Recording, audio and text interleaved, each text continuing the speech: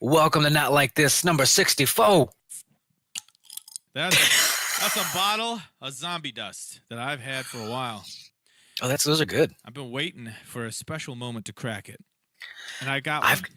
You got a special moment, a celebratory beer. What has happened in your life? Well, I'm a huge Sara Bareilles fan, right? I've heard. We've all heard. Yes, Yep. And you also know my wife Chris is a huge Sara Bareilles fan, correct? Huge. So we'll talk about that in a little bit. But I cracked the zombie dust because I finally fucking hit platinum in Overwatch. I'm finally goddamn platinum. I feel like I'm a diamond inside, and you can't be a diamond on the outside unless you get to platinum, and I'm platinum. Platinum, yeah. Diamond comes after platinum. But you got platinum inside you. Holy shit! You did it. I fucking did it. I'm very happy and proud of you. I am a little disappointed that I wasn't there for the occasion, but I mean, I guess I was just holding you down. I couldn't have been there for it. Is what I'm learning. You weren't. Don't you ever say that. You were not holding me down. You know how it's just some of this is how good are you to overcome your shit team and the shit toxicity of platinum and the people that are right on the cusp. Because once you get towards platinum, you start playing with a lot of platinums. But if you're playing with them, they're at the lower end of platinum. Yeah. And then you play with some silvers. They're like, yeah, I used to be platinum. And I'm like, how the fuck did you let that happen? How did you drop like 7,000 SR? But last night, you were not on. And I've been recording a lot. The family's away. They're on spring break vacation. I've been writing. I've been recording. But I have had this monkey on my back about the platinum. And I'm like, I could focus. I could have more fun playing Overwatch. And I could focus outside of Overwatch on music more if I could just get this platinum monkey off my back. I got all the way up. So for people listening, 2,500 points is platinum. I got to 2498 last night and then lost and went back down to like 2470 something. Then I won again. Got up to 2497. So one more win. You get like 20 points every time you win. One more win would have made me platinum again. We get this team that's just awesome right out of the gate, and then someone leaves on the team. And it's like, it's cool. He'll be back. He never came back. We still almost won. And so I lost again, went back down. Then I won again and went back up. Then I lost again and went back down. Then I won again and went back up. And then finally, I told these guys, I said, listen, guys, I've been trying to get to platinum all night. If I don't get platinum, if we don't win this, because it was like a 2 out of 3 rounds type of match for those that aren't familiar with Overwatch. And it was 1-1. So whoever wins the last round is going to win this. So I either went up to platinum or lost another 20 some odd points. I said, we have to win or I'm going to rage like you've never heard anyone rage. And I can't live with myself. So they gave him the old Braveheart speech. And you know what? That's what he says in Braveheart. Yeah, that's exactly how it goes, I think, verbatim. One of my teammates, you know what he said? He could have made fun of me, whatever. And I told him the story. I said, look, I know I'll get there eventually, but like I should have been there tonight 3 times already. You know, the games that I lost in between were all close games, or we had a lever, someone left. He said, I got you. And I was like, he does got me. I can feel it. He's like, because he was already platinum. He's like, I got you. And then they congratulated me after the match, these strangers. He's like, congrats, man. Congrats on the platinum. And it's frustrating because I know you should also be platinum. And it's frustrating to know that you should be a place and you're not at that place. And it's not just Overwatch. It makes you question other things like, am I worse? Jesus. Am I worse at other things that I think I'm better at? Like maybe I'm not that good at guitar. Like maybe I can't sing worth a fuck. Like, cause in my mind, I'm like, I'm at least platinum. Like I could definitely be platinum, but I'm like, why aren't you, Jim? Why aren't you platinum then, buddy? I mean, You did it. The guy that you know that he's got you. Hey, bro, I got you. I got you. Who's he playing? Who's he playing? He was DPS. I don't remember who he was the Yeah, last round, but he was that's who DPS. you want. That's who you want to have you. Exactly. I think he was Reaper or something at the end. He's like, I got you. I was like, yes, please, please have me. And he did. He had me. We won. Yeah. Well, congratulations. It's been 5 years in the making. I know. It's like sad. And for those of you listening, like platinum is not like the top of the mountain. Not even close. It's like Middle. you can touch the side of the mountain from where you are. Yeah, I got close the other night. I was rocking like 224.60 something and 24.80 something, and then I lost like 3, 4 in a row, and I haven't really touched it since because like you bounced back, but I was just so defeated. I don't like playing solo. I can't play with fucking 5 strangers. I can play with 4 strangers, but I can't play with 5 fucking strangers. So I just had to bail on it until I can get somewhat of a crew around. But now, we're gonna be in those platinum games. It's like when I go shooting and you can bring a guest. I got that VIP guest. I get to be your platinum guest. Also, Tro is here, and I'm gonna be like, that's me. I'm just visiting Platinum Land. We'll see how it goes. Hello, everyone. If I lose 3 in a row and then I'm gold for the rest of the season, I don't care. I know when I look through my all-time stats, I will see that at one point I got to platinum. Yeah. So there's no pressure to stay in platinum for me. The pressure now is on me to get you to platinum. Let's get you there. Yeah. It's not on me to stay in platinum. I'd like to.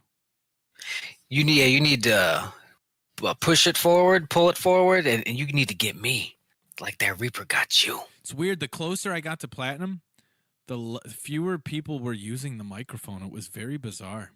It is bizarre. Like when I was in the 22s, a lot of people are really trying hard to get out of gold. But when you're right on the cusp there, I know it's like maybe you're playing with some diamonds that just don't care anymore about life. And they're all the way at the bottom of platinum now. I don't know. But there was not a lot of talking. It made it frustrating. But I'm there. I did it. You did it. I'm sure I'll get there at some point. It'll be nice to see that career high. But yeah, once you have it, you get that monkey off your back. You don't need to anymore. It's like when I got into the top 100 all time North American servers, Ring of Elysium. Like once you hit it, it's like I could try to get top 10, top 5, but nah, I made it. All right. That's etched in stone forever. Those are the grinders. Those are the people that play 15 hours a day because they don't have jobs and they don't write movies and shit. Yeah, they're not writing songs. They're not writing dialogues. They're not doing shit. Or maybe they are. I don't know. They're doing shit. So you're drinking beer over there. We're celebrating. I'm drinking beer over here. I'm celebrating with you. What do you celebrate. got? A Guinness left over from St. Patty's Day. You might be asking, Dale, you're not allowed to drink beer. You're on the keto diet. Why are you drinking beer? What has happened to your life? I fucked up. I fucked up. Is all. Talking about third chances here, like that type of No. Took Bobby out shooting. Bobby from D&D and Monster of the Week. Went out shooting. He's a fucking natural. This guy, by the way. Bobby, great guy. Good dude. Sweet can. Afterwards, we go to Rock Bottom. I get my fucking ramen diets. I said, let me get those happy hour wings because that's key to all this stuff. But the happy hour wings, the fucking boneless. If you know anything about boneless wings, they are breaded. So I was like, well, fuck. So keto kind of got blown up for the day. So I said, you know what? Let's just roll it all out. Let's get some beer going. Let's maybe get a dessert later. We'll kick it back in tomorrow. But for today, it's a special platinum day. It's a fucking special platinum day. That's the title of this episode. So it's fine. Special platinum title day. it. It's not the only thing I have to talk about this week. I know. So my piece of shit dog. Boy. He shit himself in his cage today because I had to work a little late. When it's spring break, I actually have more work to do than when it's not spring break. like projects that you need people to not be there for, you get done.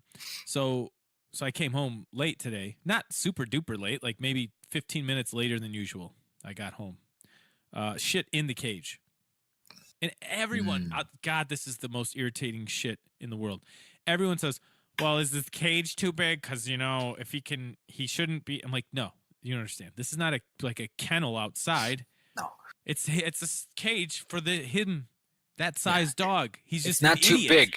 It's a cat cage, actually. He shouldn't be doing these things. The fur is bursting out of the sides. I had another dog that was like this, that also would shit in the cage. And people said the same thing then. I said, no. Listen. Yeah, I know normal dogs that maybe you raised as a puppy and no one beat the shit out of them on the streets or whatever, and they're not idiots. Yeah, normal dogs. Normal dogs, they don't shit in their cages because they don't want to lay in it. But these idiot dogs, like the ones I get, they don't care. They just shit in the cage. I mean, I come home, he's licking the bars of the cage. Like, he's a moron. But he needs someone home with him all day. I'm home with him right now, right? He's out of his cage. He's just sleeping on the couch, like being good. Now, I know what you're saying, Dale. You're saying you could probably train him. You could probably train him, train him. Have you heard this phrase before? I don't know if you've heard it in the movie industry. I've heard it when it comes to like video game making or programming in any sense, and I've heard it in terms of music, where it's like you've got 3 parts. You've got time, you've got quality, and you've got money. Yeah, pick 2. Right. You can only have 2 of those. You want something fast and cheap, it's not going to be good. You want something fast and good, it's not going to be cheap. Except when you're talking about dog training and you got an older dog like mine, it's like you have patience and you have money. If you don't have a lot of money, you got to have a lot of patience to train this dog. Or if you don't have a lot of patience, you can just pay somebody to come over and dog whisper your dog while you're at work or whatever, right? But I don't. What do you do, Dale? What do you do when you don't got the money or the patience? You don't have a dog. Well, that must be thrilling. Is the answer. Yeah. See, you should have scouted the dog. Like, he's cute, but I think he might be too dumb. Dumb. He was cute. But he was cute, and he's a rescue, and all this. His previous owner did this and that, and meanwhile he's just like, I'm just eating my shit. Hey, I'm just eating this poo. Yeah, he's an idiot, but he's cute and he's not aggressive. He's not a mean dog. So like, it's easy to give back a mean dog. You just shrug your shoulders like, what do you want me to do? Die? I'm not gonna have this dog kill me in my sleep. And then they're like, okay, we get it. Yeah, he's mean. But when he's just an idiot, you can't go give him back. Then you look like the asshole. Like, you don't love him? Like, well, he's a lot to deal with. But you don't love him? And look how he's cute. Sir, why are you returning this dog? We'll look at him. He's fucking retarded. He's an idiot. He's fucking cross-eyed right now. Sometimes he'll just stand and stretch out a paw, like his back paw, like he's posing, like he just left. Like he's doing some DDP yoga moves. Yes, he's doing like DDP yoga. Except he's not doing DDP yoga because he's too dumb to know what that is. You know how I try and rationalize it? Dogs don't really love you, ever. When they wag their tails and they look happy because they're like, "Ooh, I remember this. You got any of that food? I remember one time you fed me." You're the food guy. That's how it is with rats. Yeah, like you're the food guy. I'm not dead because you keep me in this warm place that always has food. You got the food? Whenever they're wagging their tail, in their mind, what they're really thinking is, you got the food? Where's that food? You got any of that food? You got them sausages? Yeah. And you think like, oh, he loves me. He doesn't love you. He's a dog. He has no idea what the fuck that means. He's just like, oh, I remember you. You're the food person. You got the food? Or you're the, I got an itch and you're scratching that, whatever. You're doing the thing for me. Oh, you're going to do a thing for me? I'm wagging my tail because I want that thing. Well, what about you know, when the man or the woman comes back from overseas and the dog just loses its mind. Probably because it's just also twice as much food. The other one's back. Hey, there you are. You got any of that food for me? It's been a while since you gave me food. Oh, she's been giving me this fucking organic shit. No, you need to get. Nope, give me that bacon. You sneaky bacon. I guarantee if that person lived with that dog and never fed it and came home from Iraq, that dog would not give a fuck. That dog's Now like, you gave me so much food when I was here with you. Can I have some? Now there's almost a way to test that theory, sort of maybe with children, because a lot of times the kids get the dogs and they don't do shit. The parents, you know, do this. They feed them, they walk them. The kid's just kind of there, but the dog still likes the kid. You know, the kid's not really providing the food. Right, but I don't think it's love. It's just like, oh yeah, you're from that place where I get the food all the time.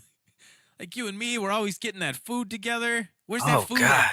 What if they're nice to the kid, like they're just like buttering up the food guy? Like, hey, look, I'm being nice to your spawn. Isn't that fun? Look at I'll snuggle this guy, and then you go, oh, and you give me the food. Man, you're really making dogs kind of freak me out a bit here. Cats are honest. I don't like cats. I don't trust them. But dogs make us feel loved. But they don't know what love is. They know, like, when I do these things, they'll pet me and they'll touch me, and I like the way that feels. And when I do these things, I get the food. I want the food. Watch, what if I just sit here and look pretty? Then sometimes you give me extra food. You put it right in my snoot. Yeah. Well, you know, I understand your point of view, and I think the reason you believe this is because your dog is dumb. Yeah, and I don't want to look at him and think he's cute, and I don't want to think that he loves me.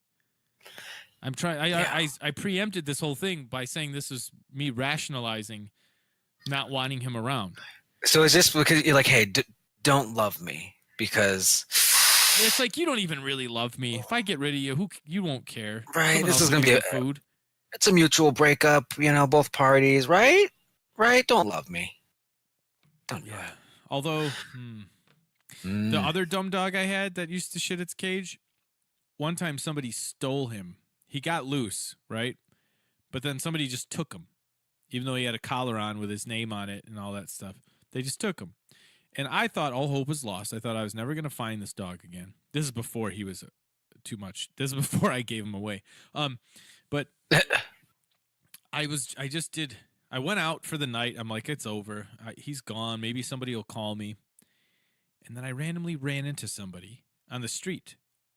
Like random. Like that's just I was just like, I'll just ask this guy. He goes, yeah, did he have a red collar on? I'm like, yeah. Oh yeah, this lady tried to sell him to me. I was like, what? He's like, yeah, right down the street there. And I go to this lady's house and nobody was there. So I go out, I go on my way, but I come back 10 o'clock at night. My dog is just in this lady's front yard. What is this story you're telling me right now? This is the weirdest story It is 100% I've ever heard. true. The only thing I might be getting wrong, I think he may have had a green collar at the time. Maybe not. Yeah, it was red, that's though. not important. I think. We'll fix it in post. So, okay, the best dog in the world. His name was Orion. He was really sweet. He kind of looked like the dog I have now, Banner, but he was well behaved. He wouldn't shit in the house. God, just the way you said it, the dog I have now, Banner.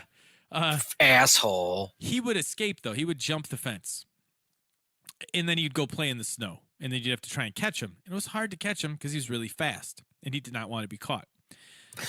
But I would catch him. So then we got another dog. His name was Rex, and he was an idiot. But he was a sweet idiot, like Banner. And I left. No, that's not right. So I let them both out. I go outside, neither one of them are there.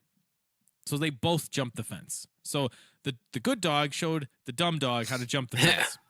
We're driving around for at least an hour trying to find our dogs. Can't find them anywhere in the neighborhood. And like we knew right away that they were out, like within a couple minutes, and they were just gone. And there was no snow. So that was hard because before when he got out, there'd be little patches of snow, and you'd look for one of Oh, those, and hell he'd be yeah. spinning around in it. No snow. We come back about 45 minutes later, and Orion, the good dog, is back in the yard, and the other dog is nowhere to be found. Still. So So I taught him how to he do it. taught I him don't how know to why he's come jump, back. ditched him, and then ran back home and jumped back over the fence and pretended like nothing happened. I think he was tired of that dog. He definitely was, because he got a lot happier when we got rid of that other dog. He's like, hey, Rex, you want to see a dead body? So we couldn't find Rex. Couldn't find him anywhere. Driving around, yelling, Rex, hey, asking people, nothing. Then it's about 5 o'clock in the evening. I was leaving to go to stand-up comics in Lansing. You remember stand-up comics? I do. There was like an event, a concert or something. I was going there. Concert. Okay, there's a gig, a show. Let's not say concert. And I'm on the way there, and right when I turn out of my alley, there's a man walking, a young man. And I asked him, I was like, hey, you didn't happen to see a black dog with, he's like, with a red collar? I'm like, yeah. He's like, and then that's when he told me, this lady tried to sell him to me. So he told me where that lady lived, and I went there. All right, stop, please. Yes. So you asked this guy, hey, have you seen this dog? Actually, I fucking have. What? That never Goes- happens, by the way. Well, yeah, oh, of course not. But what goes through your mind? Because this lady's a thief, and you're like, I'm going to go to this thief's house. That could go wrong. Okay, so let's take a step back. At first, because I didn't know exactly what you were asking at first, the first thing that went through my mind was, he's about to tell me, like, yeah, he was up a block there and a block there, and he was just roaming around, right? Sure. So I said, oh, yeah, where'd you see him? And then he said, oh, this lady had him up the street right there. She was trying to sell him to me. And I was like, what? That's my dog. I don't even know this lady. He's like, that's weird. He's like, yeah, you should probably go over there. Just go buy your dog. So I get scared because I'm thinking, who fucking does that? You got to be off your rocker. Like a druggie or something. Yeah, right. There you go. Mm-hmm. Right. So I am scared when I pull up to this person's house. But they live in my subdivision, and it's a very populated area. It's not like I had to go in the woods to a house or something, you know? So I pull up, and I get out of the car. I knock. Nobody answers. And I'm knocking hard, and I'm yelling. Do you hear your own dog barking? That's what I was listening for that, but I didn't hear him. I was yelling, Rex, Rex, and I didn't hear anything. And I was knocking really hard. Nothing. Heard nothing. And the guy said she had him in the garage. I didn't hear anything. Fuck. Oh, fuck. This fucking story is the best thing. I didn't hear him in the garage either. Nobody was there, so I called the Lansing police. This is when we lived in Lansing. And they said, there's really nothing we can do because someone just told you that this lady has your dog. We can't just show up to her house. We can't just follow up a lead. Well, they're like, are you reporting the dog? Like, you have to come file a report and all this. And I was like, well, I've done your job for you. I need you to do the final part. You get credit for it. I asked, well, I started it, like, here's the address of this person. Did somebody come turn in a dog or anything? They said, no, we don't know anything about it. I said, well, can you come here? Someone told me that this lady stole my dog. They're like, well, you could file a report, but we can't just, like, go to someone's house. Why? You can't get a search warrant from a judge because your dog is missing. Don't want one. Just knock. Question. We're not asking you to shoot this lady because maybe that guy has a feud with this broad for what reason. I'm just asking you to knock and ask her about the fucking dog. Yeah. Police work. Yeah, they didn't do anything. I said, well, please, will you let me know if this lady tells you that she has my dog? I want him back. I go to the gig at stand up. It's over at like 10 o'clock at night, so it's like 4 or 5 hours later or something. And I'm on the way back home, and I'm like, it's nighttime. I'm going to go back to this lady's house. I pull up in the front of the house, and in the front yard, the doors are all closed. In the front yard, which is not fenced in or anything, my dog is just standing there. Rex is just standing in her front yard. The stupidest. I live here now. Well, yeah, and this is a dog. You gotta understand. This is a dog that jumped the fence and got loose, but he but he didn't leave this lady's front yard who wasn't his owner. And I pulled up and I opened the passenger door and he looked at me like, no fucking way. The food guy's back for me. Food guy's delivering? And I called him. I said, Rex, come on, Rex. I didn't even have to get out of the car. He saw me and he freaked out and he sprinted into the car and I slammed the door behind him and I left and I never talked to that lady in my entire life. Is that not the weirdest fucking That's the weirdest. What's going on in that house? I don't want to know. What's going on in that house? I do not want to know. What's going on in that garage? I don't remember the address. I don't want to know Oh. shit about shit. All I knew was like, there's my baby boy. And he recognized me and he froze like, oh my God, I can't believe you're back for me. And I called him and he sort of stood there for a moment and then I like called him again and then he just sprinted, ears back, like sprinted and jumped into the car. Now the other dog, the good one, you couldn't get him to jump in your fucking car. You had to go like dive on him. One time in the alley, I had to see him down the alley, get Chris to chase him, hide behind a garbage can, and then jump out and like snatch him. Hit him with a fucking Acme trap. Yeah, almost. But in the house, he was a great dog, sweetest dog ever. Wouldn't chew up, wouldn't shit in the house. He could hold it all day too. This dog could hold his bladder for like 12 hours. You can get a doggy diaper, but before you make fun of that, so this guy in the alley, he says, "You know what? I did see a red collar, right? Oh, yeah, down here, down there." And he says, "Lady's trying to sell them to people in the alley, in the garage." So was he walking in her alley, and she's got her fucking head popped out the fucking garage door, like, "Hey, you want a dog?" I got a hot tip.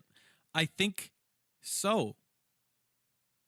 Because as I put this short film together in my brain, I'm trying to think, what's he? So he must have been walking in the alley. She must have been doing this and that. Or I'm trying to line it all up, and none of it makes a lick of sense. This makes more sense. This lady sells drugs, and this guy was buying drugs. Well, you don't rat out your drug dealer. He left out the D part, but he told me about the other D, which was dog, and he actually told me too, like you had just said it now. The way you said it, he's like, yeah, so she's probably trying to sell him to anybody. You probably should go over there and try and get him back. Like she tried to sell him to me. She might, who knows? She might have sold him by now. And everyone knows I kill dogs, so I don't know why she would try to sell it to me. So yeah, I got him back. Man, wow, what a weird twist of fate that all ended up being. It was so surreal. It was like, okay, so when Chris and I were at the Sara Bareilles concert last week. Oh boy. Well, I'll get to that. It made makes sense. She comes to town, you buy the ticket, you go see her. It's a small venue. Anything can happen. You're right up next to the stage all night. You could literally touch her if you wanted to. So that's surreal, but it's like, okay. Yeah. The things make sense. It's an option. This shit was like Law and Order, like, oh, let's ask the fish vendor if he saw anything. And he's like, in fact, I did see this guy get murdered. Like, that doesn't happen in real life. It happened to me in real life. Oh, that guy got a speaking role in your life that day. That was interesting. Yeah, it was good for him. It was like a Chicago PD show. Like, oh, I was on Chicago PD. Like, I know everybody was. Literally everyone. All the comedians. We get it. You had to walk on. It was awesome. You got to point to a vending machine. You said, "I need a Coke." You know where the machine is, and you pointed to the machine. Very good. Yep. Yeah, but I had a speaking role. Like, I know they all do. Oh, the vending machine? And then I pointed. Yeah. You got to smell Sophia Bush, though. Oh, I bet she smells so good. Oh, boy. So that story's fucking bananas. Yes. I love it. I can't believe. I thought I told that on the podcast before. It's weird. Yeah, that's a good one because there's so many unanswered questions, and that's what you like from a good story, from a good movie. You want some unanswered questions, you like the twists and the turns. You like some meat on those bones. That's what you want from a good movie. Went to the movies this weekend. Saw Jordan Peele's Us. Best horror movie you'll ever see, That's what I was told in the commercial. said Mike Hunt from Nevada Times or whatever the fuck. Jordan Peele is a very talented filmmaker. Oh, here comes the Jim. hot take. It's coming. Cannot wait to see what he does next. I'm glad someone in his position is championing horror.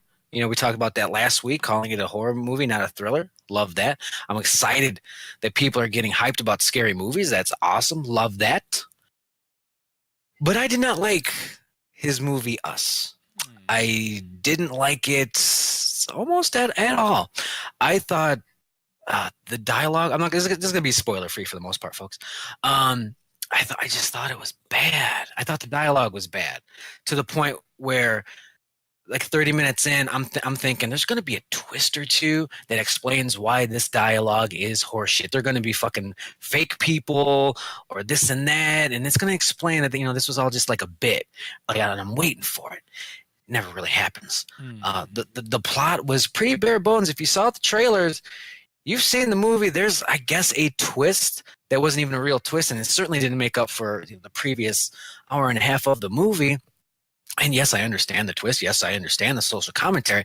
No, I'm not a racist or fucking like closed-minded Republican. I just thought the movie was thin as fuck, and I couldn't believe it. People in my theater were laughing at this movie, and I felt bad for the movie. I'm going, hey, movie, I don't think they're supposed to be laughing at that part. Are they? Okay, so you answered that question. I was like, are they supposed to be laughing at this part? Because I think you're going for the like a dramatic moment here, and it's not playing how you thought it was going to play. At least not with this group. Is there any way you can give any details without spoiling anything? Like just a vague example of like what's something they would laugh at? Like what type of moment is it where they're laughing and they shouldn't be? Well, some of the villains do some monstrous things, but the way it's executed is comical. Like some of these people kind of like they move in a certain way that's supposed to be off-putting, but it's just kind of silly. Or they speak in a certain way that's supposed to be off-putting, but it's just kind of fucking stupid. And there's a good amount of that, and it hurts. Some of the jokes are very good. Some of the jokes just are not. We've got corny dad, which I get. A lot of that's not going to land, but you can tell the ones that were supposed to be genuinely funny and get a laugh that just wasn't there. And I remember leaving the theater thinking, okay, like I know like this is the best horror movie of all time, or whatever the fuck people are saying. So I know the critics score on Rotten Tomatoes is going to be like 99. I'm so curious what the audience score is going to be. So I get home and I check it out, and sure enough, critic score is 95, audience score 69, and I said, okay. Wow. I said, okay, that makes a little more sense to me. There's definitely some good moments in it. There's some cool kills. There's some cool sequences, but overall, like the 20% of cool shit that there is does not make up for the 80% of just laughable bad experience. It was just some odd choices that just didn't work. And yeah, it reminds me of the movie The Witch, The Vivitch, which came out 5 years ago or so, and it was supposed to be this new hot shit of horror and Sundance. It's killing it in Sundance, and I make all my friends go and see it, and at the end of it, they're all looking at me like I'm the asshole. And meanwhile, once again, it's got a Rotten Tomato score of fucking 112, and we're all like, why? So This is gonna also have a bad audience score? I wouldn't be surprised, but. So I think this is going to be one of those movies where I just don't talk about it because I really don't feel like people arguing at me about how I don't get it and shit like that. But yeah, I was just very disappointed. And but talented guy. I do look forward to the next stuff. Twilight Zone he's got coming out, the TV show reboot. That's probably going to be pretty cool. But Us, did not care for it. That is really disappointing. Okay, The Witch. Ready? Thank you. I was just going to. Critic score, 91% certified fresh. Critics consensus, as thought-provoking as it is visually compelling, The Witch delivers a deeply unsettling exercise in slow building horror that suggests great things for debuting writer director Robert Eggers. 91%. Audience Okay. score. So from 40,000 audience scores, 57%. Holy shit! I did not expect it to be that low. You are right up the alley of Wow. correctness with all of this shit. I don't know why I started it like that. This is the dumbest way to word that ever. But you hit the nail right on the alley.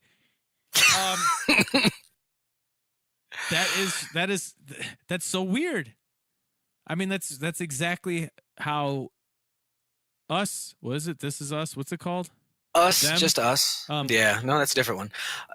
Yeah, like as the credits were rolling, I was like, I've been here before, and it was 5 years ago with a movie called The Vivitch. So I was like, I've experienced this. I've gotten fucking arguments about that movie before. I was like, this is not going to happen this time. I'm just going to let the fucking movie exist, and that's fine. That's hilarious, though. That's fucking hilarious. That's almost exactly the same scenario. Yeah.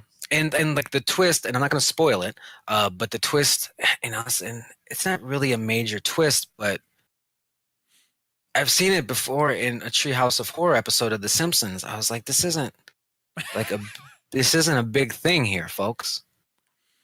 It's executed as well as that could be executed, but it's not life changing. It's just it's weird. Yeah, executed as well as it could have been executed doesn't mean that was the right play to pick for that. Yeah. You know what I mean? Like, yeah, that you executed that play perfectly, but it was third down in 27. Yeah, good run for 3. Yeah, now it's fourth down. Yeah, that's why Mike McCarthy's gone. But yeah, like I said, there's some cool Jenny stuff McCarthy in there. And Melissa McCarthy's dad, by the way. The soundtrack stuff is really nice. That the I Got 5 on It kind of remix stuff is throughout the film, which is super cool. Some cool shots. He's a good director. All that kind of stuff. Just disappointing. And that's really all I want to say about Us, because I know you got some things you want to say. But before we get to that, I got one more. This is because this was linked to me on Facebook. I got tagged in a post from our sometimes co-host JD. And it was a headline from Variety.com that just says, Macon Blair to direct and write Toxic Avenger reboot for Legendary. Now, Toxic Avenger is a Trauma Entertainment movie, and for those who know anything about me, I'm a big Trauma Entertainment fan and Toxic Avenger fan. So naturally, when this news came out, people were going to link it to me. And I just kind of want to break down just this headline for a second, because when I see this, there's a lot of information in those 9 words. And it starts with Macon Blair. And I say, who the fuck is that? Okay, good, because I said that. Yeah. And this is from Variety. It says, Blair, who spent the first half of the decade in front of the camera in films like Blue Ruin and Green Room, recently moved behind a lens, starting with his directorial debut, I Don't Feel at Home in This World Anymore. Blah, blah, blah. A bunch of award-winning films. Green Room is a decent little horror movie. I think it's on Prime or Netflix, maybe both. It's got Patrick Stewart in it. Essentially, basically, talented guy, and that's what I like to see. Yeah. Okay. That's what I like to see. Helm in this. I'm on this Wikipedia page for Macon Blair. He's born. You know how usually Wikipedia will have like born and then the birthday. Yeah. It just says 1974, and then it says he's age 44 to 45. What? So all right. They don't know what fucking day he was born, but they just know sometime in 1974. So that maybe he's some off the grid weirdo, which that's exactly who you want for this. But I want to move on to later on into this headline, Macon Blair to direct and write. So I see direct and write, and I like that. I think that is a good sign, especially with his previous work. I think I've talked about it before, how it seems kind of strange how some of these really great movies are like directed and written by the same person, because they have all the control. They know the vision, they know what needs to be done, they can see it, and then they can execute it. And I think that's a great start for this. because I wouldn't have been surprised if it's like, yeah, they're making the Toxic Avenger and there's 18 fucking writers on it. And I'm like, yeah, that's going to be fun. So that's once again, talented guy, directing and writing. So he's got it all in control, in house. I see that and I'm excited. But then there's the next line, and it's a minor quibble. Macon Blair to direct and write Toxic Avenger reboot. And I say, where's the Toxic Avenger? What are we, Vince McMahoning this shit? We're just getting rid of first names and just shit. Where's the? Can't have articles in there. Don't like them. No sneezing and no articles. Maybe they address that. Maybe they just call it Toxic Avenger. Just get that fucking done there, guys. And reboot for Legendary Films. Legendary, they're fine. You know, it's a little sub branch of like Warner Brothers or whatever the fuck. So have some freedom, hopefully, to really get creative and make some cool shit happen. And yeah, all in all, I'm kind of excited. This is a good foundation of a Toxic Avenger reboot. Talented guy, got it in house. Not a lot of pressure because it's Legendary Films. I'm on board. That makes me happy. That makes me happy. I'm not, like I said, I'm not a huge Toxic Avenger fan. I think I've seen parts of one of the movies once, but I'm happy for you that this is looking promising. Yeah. Because it's a bummer when you find out about something and it's something you really love and you find out who's behind it and then you're not really super excited anymore. Yeah, because I was fucking waiting. It's like it was going to be written by one of the guys that did Air Bud 4. Like, fuck. Rob Zombie's going to direct But it. no, don't you put that evil on me. Don't you fucking do. You know, I always thought the Toxic Avenger would be better if he was fucking his stepsister, you know. I don't know. And it was my wife.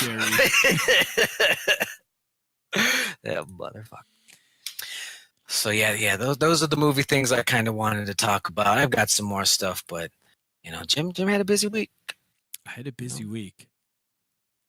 On last Thursday, let me back up a little bit.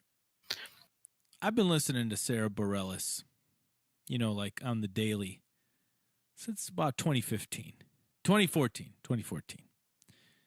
I had heard her like hits and stuff before that, but I saw her perform at the Grammys with Carole King, legend. Carole King is one of the greatest songwriters of all time.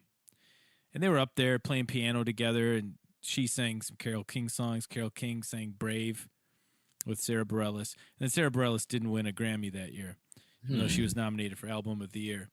I think like fucking Macklemore or I don't know. Some of this shit album won. But I was like, oh, okay. Man, she's the real deal. Because I heard Love Song, and you don't know if she wrote it. You don't know what's going on, right? You don't know the behind the scenes stuff. You just know what you hear.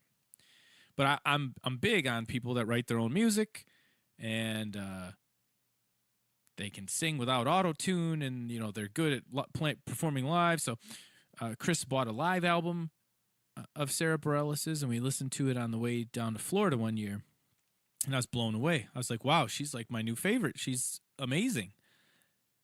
So then I just had to listen to everything, right? And I became like a fanboy, Sara Bareilles fanboy, and Chris a fan girl. I don't know. Yep.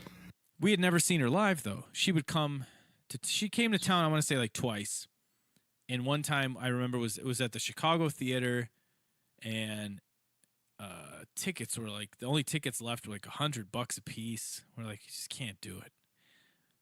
And then she decided she was going to write a musical, and really wrote her first musical, but that means no album. You know, just you get the musical album, but you don't get like a regular album. And I've listened to it. I have not seen the musical. It's called Waitress. Oh, she did Waitress? Yeah, she wrote Waitress. Holy they were like, hey, have you ever shit. written a musical? She's like, nah, but I could probably write one, and on my first try get nominated for Tony. So she did nominated. that. Yeah. Well, Didn't it win some shit? I think it won some stuff, but like in the big ones, it was up Oh, against okay. Hamilton that year. Oh yeah, Like, yeah, Hamilton. I get you. have fun. And then she's like, I think I could play the lead role in this musical I've written. So then on some of the, runs, she actually plays the lead role in the musical. Yeah. Damn. And I didn't then know any of this. she's working on new music and she's got the album recorded. It's coming out in April. And I was telling my friend Matt, his name's Matt Novak. You can go to his Bandcamp. He's got songs up there. He's a really good singer and songwriter and guitarist, and I've known Matt for many years. And he sees a lot of shows at this place up in the city called Lincoln Hall. They have a lot of indie rock bands and stuff. Like, they don't have a lot of huge famous people or anything. It's a small place. I think the maximum capacity is like 500 people. And he was telling me about a show he had gone to.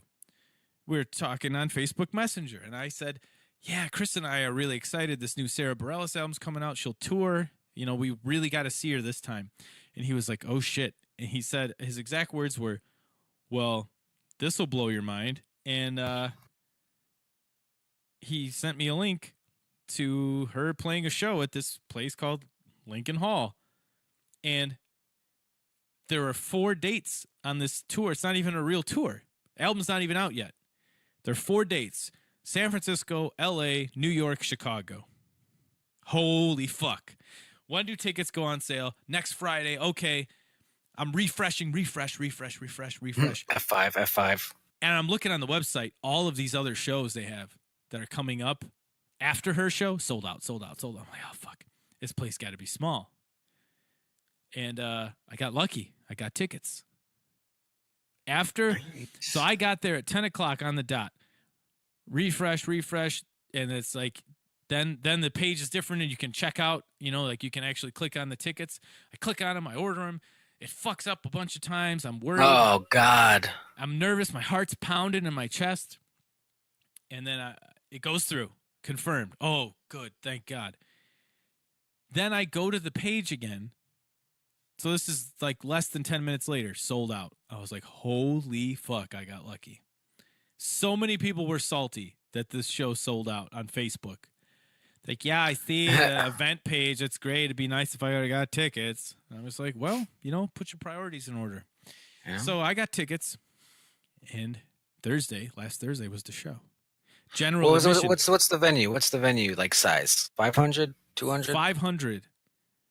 Part of that is the balcony, and it's not a balcony like not the Aragon, like the Vic, where there's like theater seating up there, or the Riv or whatever. There's just it's like a railing and like tables around the railing, not a big balcony. This place was small. Like the inside, I don't know how 500 is the capacity. Like they probably had to pull some strings to get it to be 500. We get there like an hour and a half before doors open. There's supposed to be a special guest. To me, that means like opener, right? Sure. At 8 o'clock. We get there. We're like probably like the 5th people in line. And we get all the way up to the front of the stage. And the stage is about 2 feet high. So that's Jesus not Christ. high. That's really short. It's a step. And there's a piano set up like diagonally on the stage. The stage is tiny. And there's like, you see like, okay, there's a guitar player set up there, bass, drums, keyboards, and then this piano in the middle. And well, that's Sarah's piano. No doubt. She's going to play the piano. But then you have to remember, she also plays guitar. And okay, I'll remember it. There's a microphone stand a little bit to the right of center stage, directly in front of my wife, Chris. So her legs are touching the stage, and I'm right behind her. And there's a microphone stand right in front of Chris's head. But I'm like, there's an opener, so who knows how they're going to change the stage around. 8 o'clock comes. We're all singing Lean On Me together because it's playing through the PA. Because whenever you go see a show, there's like the house music that's playing. And then you'll hear the artist's like playlist will play. It's like a different volume, it's like right before the show starts, they play a song. What does that mean?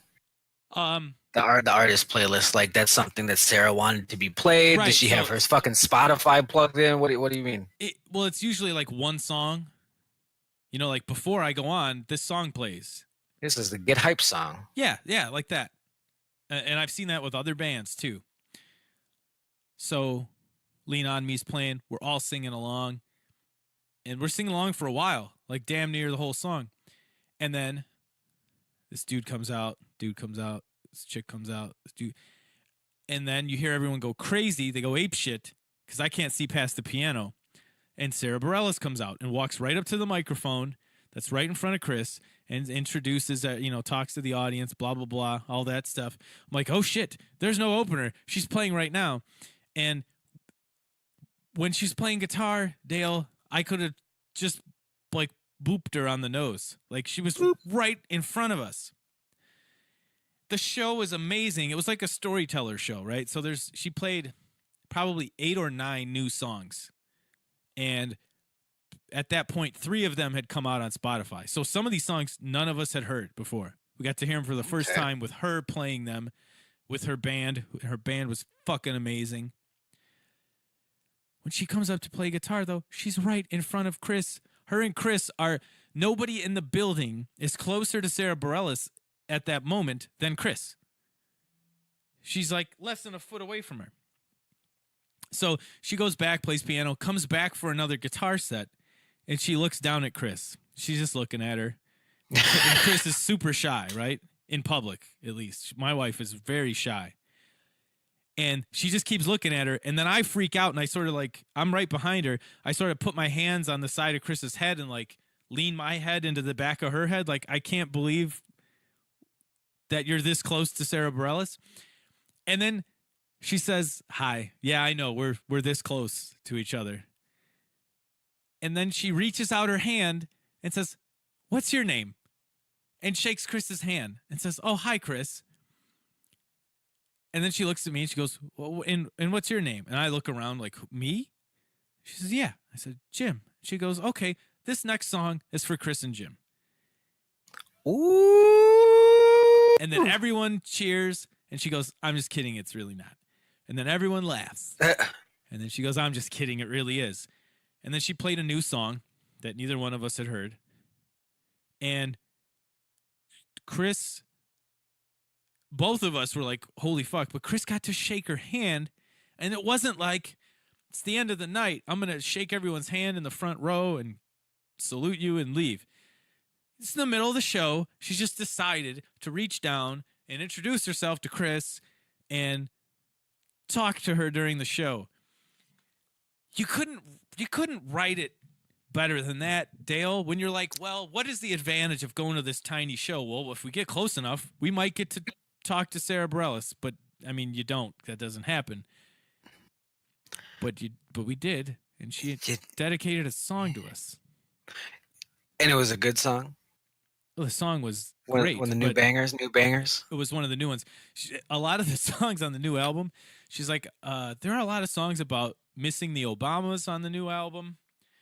Like she's got this song called No Such Thing that sounds like a breakup song, like, oh, I just miss you so bad. But she was like, it's about the Obamas. She's like, I'm, after the inauguration, and this is the last time you see him, and then they were sort of gone from the public eye, and you just felt like mom and dad left you with a crazy babysitter, and you're like, when are mom and dad coming back? And they're not coming back. And it was so good. That's so awesome. Good. No, I just thought it'd be funny. It's like this is for Chris and Jim, and it's just like, that's like, oh Jesus, Sarah, it had to be this one, huh? Give us one of the good ones, huh? Oh, that's awesome. She played for like almost 2 hours. She was joking around with the band and telling tons of stories in between all the songs. And the set list was slightly different at each venue. Only 4 dates on this tour. So is it her closer, like encore banger song is called Gravity. It's from her first album, but it wasn't a single really. It's just like the fans know it, right? They love it. They They know love it. it. So when she's playing Brave and Love Song, everyone's singing along, and we're singing along all these songs, and everyone's having a good time. She comes out for the first encore by herself, no band, sits down, starts playing Gravity. As soon as she hits the first notes, everyone loses their shit, and then you could hear a fucking pin drop in there. Nobody said a fucking word until she was done singing that whole song. And I thought that was the Oh, coolest that's thing I'd good. ever seen. Because I Yeah, didn't cause pay all that money to hear you sing Gravity like shit. I want to hear Sara yes. Bareilles sing her song. I see this all the time in YouTube videos where I find an artist that I like and I'm like, damn, I think I like this person. When are they coming to town? I go down the YouTube rabbit hole. I'm watching live performances and they're smaller venues because they're up and coming artists. And everyone's got to fucking be the coolest person in the room and they got to sing along because they know all the words. And it might be cool for you when you're there. It might be cool for everyone in attendance, but watching it, I'm just like, shut up. Yeah. Like I said, there were the moments where we're all going to sing this one, right? And but I had already decided when she comes out to sing Gravity, I'm not saying I know all the words. I've got like 5 different versions of that song on my Spotify. But I'm not saying a fucking word. And nobody sang along with it. And this was like the super fan show, right? These are people like, oh, I remember seeing her open for Maroon 5 in 2007. Mm-hmm. Like these people all know the song, right? They didn't say a fucking word. And it was the coolest. I get goosebumps describing it.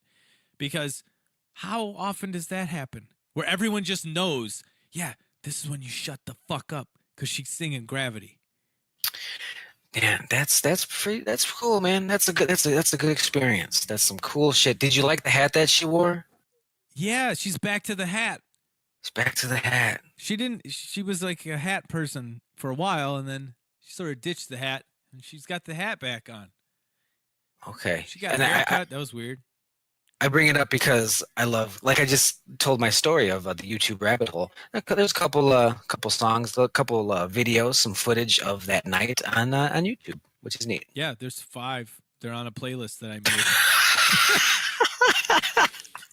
made. There's 5. Yeah, it was amazing. Is that song one of them?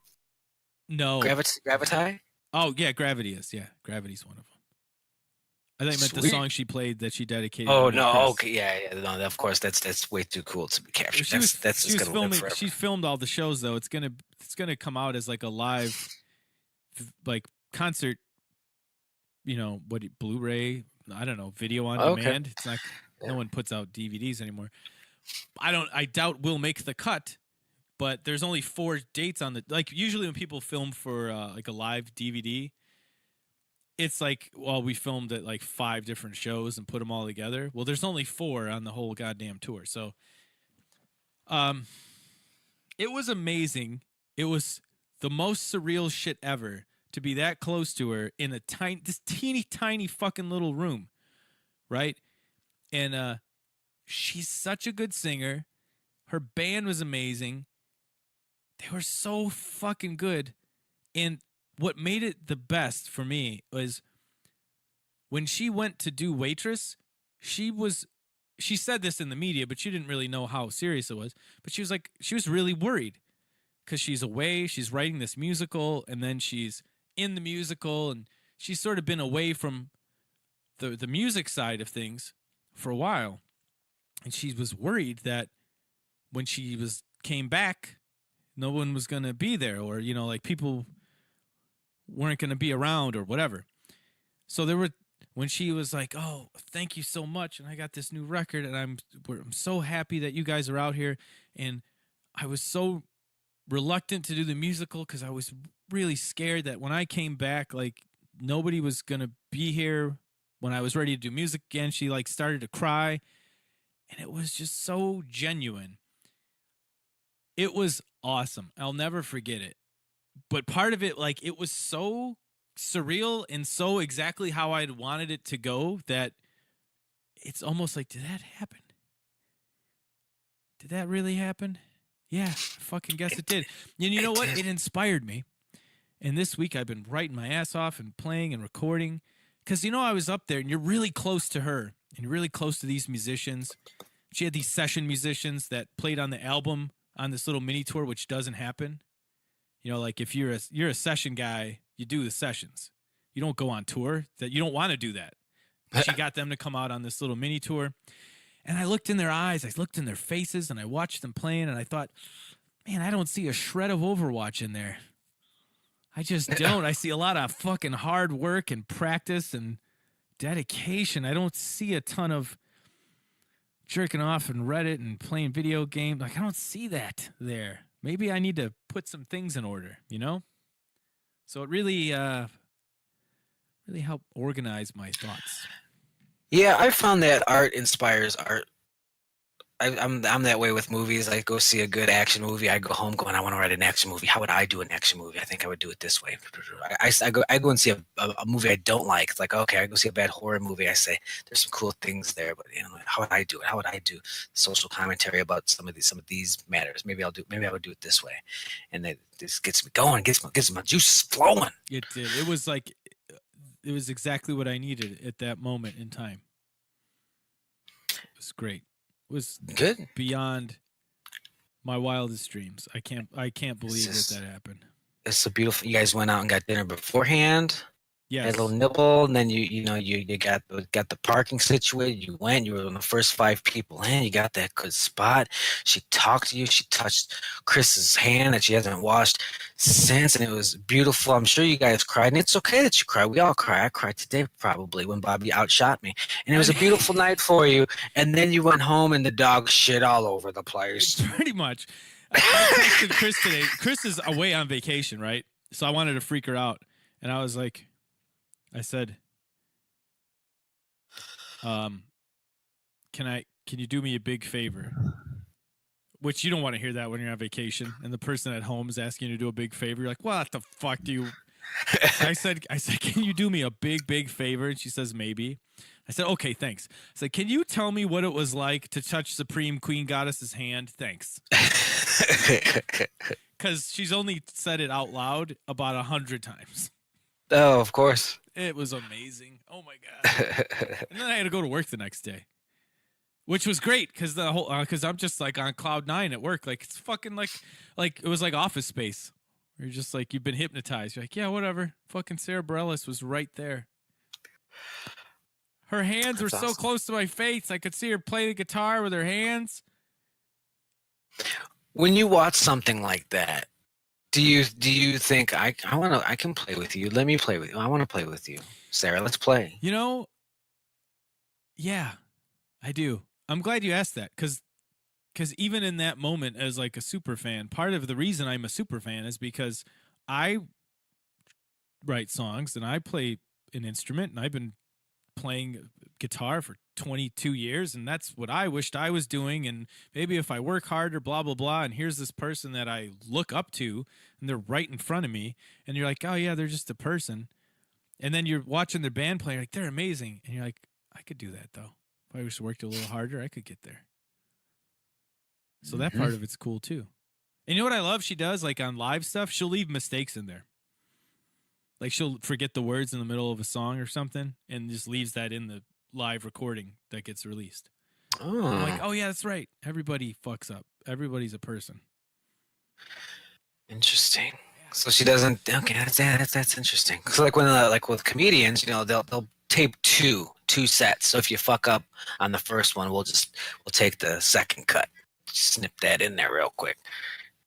Yeah. She don't do that. I mean, she does the multiple things, but sometimes she picks the one that's got the fuck up like more than once.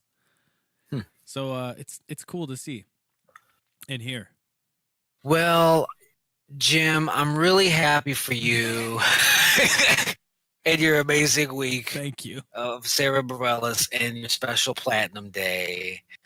Not to outshine you or anything, but I'm going to be seeing a musical act on June 7th, which I'm really excited about, in Joliet. They're called the Insane Clown Posse. It's going to be pretty good. I might not touch them, but I will be drenched in sweet, sticky Faygo juice. Who else is on the bill? Who knows? They're not even on the bill. That show will be fucking canceled a week before. They're not even on the bill. I And I'm wasn't not getting. booked. And I'm just gonna be in the back, being an old man, being like, "You tell them aggressive, Jason. You let them know." Are they playing at the venue or The Forge, The in Forge? Joliet. That's Yeah. where Froggy Fresh was, right? Yeah, I think so. That's where Blacken was many times. So I'm gonna try to get in on that. It's a Friday at 7. I get off at 5. I'm thinking, oh shit, this just might happen. I'll go half ironically. Yeah, I'm sure you had the Great Milenko on CD. I'm sure I had most, if not all of them. I remember watching It'll be interesting. the It'll be fun. movie at your house. Oh yeah, the movie's fucking ridiculous. Well, Kind of hilarious. Brennan, Kamal's in it too. They're just not in the same Yeah. scene. Yeah, the movies are not bad, all things considered. Oh, here's the last thing I'll say. Okay, yes. Because this reminds me. There is apparently a brand new Jerky Boys album coming out. What? As in real Jerky Boys, like both of them? New. I misspoke. New, brand new. The last couple of them that have come out have been like shit that's just been lying around. These are all brand new calls.